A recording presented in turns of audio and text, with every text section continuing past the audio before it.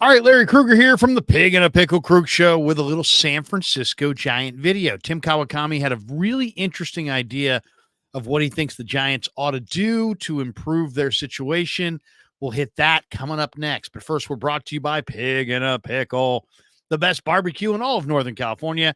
Check them out in Emeryville and Corte Madera. They're open 7 days a week from 11 a.m.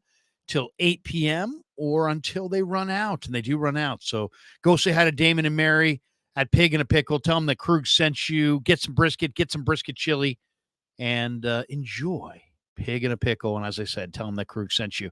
This video also brought to you by Sharp Corner Sports Cards and Collectibles. They're at 205 Cypress Avenue in Pacific Grove, California, along the Monterey Peninsula. Call Anthony Catania. He's at 831-521 5264. So 831-521-5264. Sharp Corner Sports Cards and Collectibles. All right, let's talk a little Giants baseball. The Giants are here in early June. They're battling the Astros at home for this series this week. And just looking at the Giants coming into tonight's homestand with the Astros, they're 32 wins, 34 losses. And you know, to me, if you're going to figure out what's up with the team and what a team needs, you really got to do the deep dive.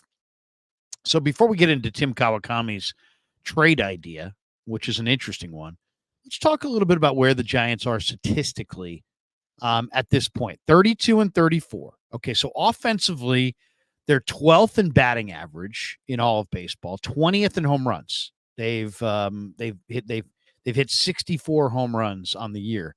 Interestingly enough, they're 19th in home runs allowed. They've allowed 64 home runs. So they've hit 64 home runs. They've allowed 64 home runs. So they've literally dead even as far as home run differential. They're 15th in Major League Baseball in runs scored, 10th in walks, 20th in strikeouts. So they strike out a little bit too much. 11th in on-base percentage, 16th in slugging percentage. So they don't slug the way you would want them to slug. They strike out too much. 15th in runs scored, which is middle of the pack, 20th in home runs. So that's where they are offensively. Pitching wise, they, the sense of it is that they pitch pretty well. But when you look at their ERA, they're 25th in Major League Baseball with a 4.43 ERA coming into tonight. So that's not very good. 16th in quality starts, 19th, as I said before, in home runs allowed with 64, 15th in walks allowed, 11th in strikeouts, and 28th in opponents' batting average. So opponents are swinging it pretty well against the Giants and scoring runs. Now, defensively, they're 23rd in fielding percentage, and they've made the 5th most errors of any team in baseball. So, they really have not excelled in any area. They're mid-pack in most of the offensive stats. As I said, 20th in home runs, and they're 25th in ERA, which is obviously bottom third of the league, and then 23rd in fielding percentage, 5th most errors in the game. So they're not doing it offensively, defensively, or on the mound. They're 17 and 14 at home. They're 15 and 20 on the road. Their run differential is minus 23. So they've been outscored by 23 runs on the season. And then you look at some of the other areas and you say, well, how are they doing in the close games? How are they doing in one-run games? Because it's like, do they have a great record in one-run games and it's kind of lifting them up, or do they have an awful record in one-run games and maybe they're a little bit better than we think? Well, they're exactly 8-8 in one-run games. So they've been totally, they're roughly 500 as a team. They're roughly 500 in one-run games. They're roughly 500 in extra innings. They're 4-3. They've won 4 and they've lost 3. They've been far better, interestingly enough, in the daytime than they have been at night. 18 and 11 in the day, 14 and 23 at night. So that's pretty dramatic. They're 9 and 10 against the National League East, 6 and 3 against the National League Central. Despite the fact they're in a really tough division, they've held their own. They're 13 and 13 against the NL West. So in 26 games against the NL West opponents, they're 500. They're 4 and 8 against the American League teams. They're 25-22 against right-handed pitchers this year. So 3 games over 500. They're 5 games under 500 against left-handed pitching, 7-12. They haven't faced a lot of lefties, but they're 17-12 in those games. So that's kind of interesting. And then they've also, if you look at them, they've been really, really streaky. They just went 8-1 in a 9-game stretch from May 15th through May 25th. But they also, more recently than that, had a 6-game losing streak. Luis Matos and Elliot Ramos were called out of the minor leagues and gave the team a shot in the arm. Now Matos, whose average had dipped down to 224, has been sent back to AAA. Elliot Ramos is still hitting, 318 with power. So that's good to see. And then you look at they just haven't really, gotten the bats going. I mean, you look at Jorge Soler's hitting 209. Yaz is hitting 213. Trenton Brooks, who's playing first base, is hitting 154. Wilmer Flores hitting 220. Austin Slater has been atrocious. 156 batting average for Austin Slater. And the Giants have been hurt a ton. Jung-Hoo Lee, Lamont Wade, Nick Ahmed, Robbie Ray, Alex Cobb, Marco Luciano, Tom Murphy. All these guys have spent tons of time on the injured list. Some guys are still there. If you look at it by month, the Giants went 14-16 in the first month of the year. They started in late March and April, 14-16. They rebounded in May to go 15-13, and they're now 3-4 heading into the game 1 against the Astros in the month of June.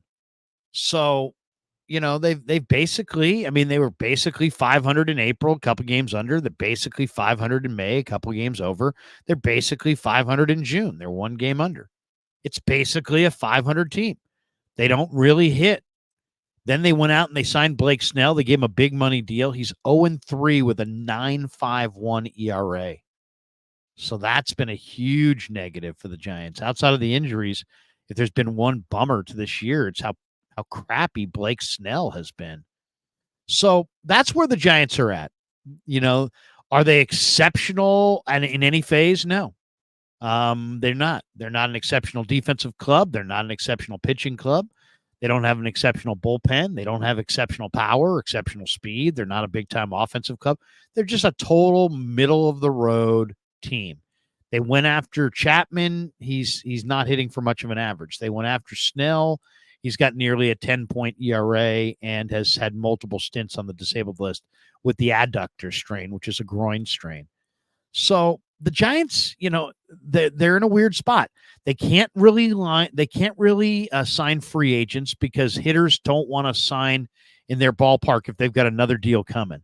So they've struck out. They've struck out on Harper and Correa and Ohtani and Judge. And, they've struck out on big name free agents pretty consistently. So how do you improve? Their farm system, which obviously they didn't inherit a burgeoning farm system from Brian Sabian and Bobby Evans, but they haven't necessarily done anything necessarily with it to make it all that much better since they got there. So, you can blame the last regime for the farm system being stagnant, but you haven't done a whole lot to reignite the flame. So, that's where the Giants are at. They're not an exceptional team in any 3 phases of the game, not offensively, defensively, or almost special teams, but offensively, defensively, or pitching. They're not exceptional in any of those areas. They're in the race. They're within a half game or a game of the last wild card spot. So they're in the race, but they're not really. And, they're still sub 500. And anytime you're sub 500, it doesn't really feel like you're in any race. And so that's where they're at. And it's like, well, what do you do? Do you sell? Well, they don't want to sell. They don't want to sell because they don't want to send that message to their fans. Hey, we're selling. We're not going for it. They want to constantly be in go for it mode. Okay. So they don't want to sell. They don't want to sell off. They've got Alex Cobb and Robbie Ray and, Snell and Yaz and, they've got Wilmer Flores and any number of guys that potentially could be attractive to contending teams in July before the trade deadline, but they really are not of the mindset to sell. They don't want to sell. They would love to buy, but they don't have tons of prospects to trade. That, the good prospects they have, they want to keep. So they don't have prospects to go buy anybody, but they don't want to sell their veterans for additional prospects. They have lots and lots and lots of money. I mean, the Giants bought their team for $100 million. The thing is worth, $4 billion or whatever it is. They're rich. They own their own ballpark. The mortgage is paid off. They own a lot of the land south of the ballpark. They'll be developing that for the next 20, 25 years. I mean, the Giants owners and the sons and daughters and the grandsons and granddaughters of the Giants ownership group are enormously wealthy. And if you said, what do the Giants have that at their disposal? It's they have wealth. They have money. And they're uniquely positioned to go after a big name guy. But they don't really have prospects that they can or want to trade. They can't seem to attract free agents to come play in their ballpark. So how do you get better? How do you improve? How do you jumpstart this thing? How do you go from kind of unexciting, humdrum, boring product on the verge of not making the playoffs, despite the fact there's 3 wild cards in the National League now? And what do you do? Well, Tim Kawakami of the Athletic says the Giants ought to trade for Mike Trout. And, on the surface, you're like, wow, that's dramatic with Trout. And why do the Angels want to trade Trout? And why do the Angels want to trade him to the Giants? And what do the Giants have to offer? And all this stuff, all the problems come up, all the obstacles immediately, come to mind. But this is not Mike Trout from 4 years ago. Mike Trout's had 4 straight seasons of injuries. He had a torn meniscus this year, earlier in April. He had surgery in May. We don't know when he's coming back. So, this guy has, but when he went out in April with the torn meniscus, he was leading Major League Baseball with 10 home runs. He still would be like among the Giants leaders, and he hasn't played since the end of April. He's going to turn 33 in August. His last fully healthy year was 2019 when he won his 3rd American League MVP award. He's still owed $213 million after this 2024 season. So the Angels owe him about $35.5 million per year on average. So you look at the Giants, and the Giants are rich. Giants are incredibly wealthy. They've got huge money that they threw around at Ohtani and others and didn't land them. So they've got money still there that they haven't spent. They're an incredibly rich team. They own their own ballpark. They're financially as settled and as strong as almost any team in the game because of the fact they own their own ballpark. And they've tried to spend money. They threw money at Harper. He wouldn't take it. They threw money at Correa, and then they backed out. They threw money at Ohtani. He wouldn't come. They threw money at Judge. They couldn't land him. And if you look at the Giants right now, Tim makes the point. The Giants only have 4 players signed beyond 2025. So they don't really have any commitments really for the future financially. If you added a guy like Mike Trout, he would absolutely put butts in the seats. He would sell tickets. Now, he has a full no trade clause, but he probably would waive it to come to a contending team in an iconic city and an iconic franchise like the Giants. And he's a right-handed hitter, so he doesn't have to deal with, how hard it is to hit the ball out of the ballpark from, as a left-handed hitter. It's quite a bit easier for right-handed hitters. But, he does have the no trade clause. He'd have to waive it. And you look at the injuries, in 2017, he had a thumb injury. 2021, he had a calf injury. 2022, his back broke down. 2023, he broke the hamate bone in his hand. Now this year, he's got the meniscus. But if you look at him, he's only 8 months older than Aaron Judge. He's basically the same age as Freddie Freeman. He's not old. He's going to turn 33 in August. And, the Giants could probably get him for pretty much nothing. If you're willing to take $213 million of a perennially injured player, you probably could get him for, a relative pittance. A couple of mid-level prospects probably would get it done. I don't think the Angels are going to have a bunch of teams knocking at their door. The Giants are uniquely positioned just because they're so rich. So there you have it. There you have the Giants right now. Are they lighting it? Are they lighting up the National League? Are they turning the league? Are they lighting it ablaze? No. They don't hit. They for the most part, I like some of their pitching, but they haven't pitched real well. They don't play defense. They're kind of a nondescript club. They have lots and lots and lots of money, but no prospects. They don't have a good reputation in the free agent market among agents or players, so they're having a real hard time signing free agents. So, I mean, they could wait for Polar Bear. They could wait for other guys who are free agents and wait around. But the reality is I don't, history tells us that those guys aren't signing here. So, they're not able to land a big time free agent, but they have deep pockets.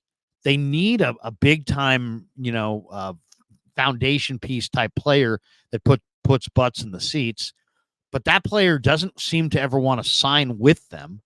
They don't want to trade a bevy of their prospects. I mean, their farm system's just now starting to percolate, starting to spit out some decent players. The last thing they want to do is hand over Bryce Eldridge and Carson Whisenhunt and all these big time guys, which is what it's going to take if you want, Vladdy Jr. or if you're trying to trade for Bo Bichette or, you're trying to get Pete Alonso away from the Mets or, if you're going to make a big trade, you're going to immediately we want Carson Whisenhunt.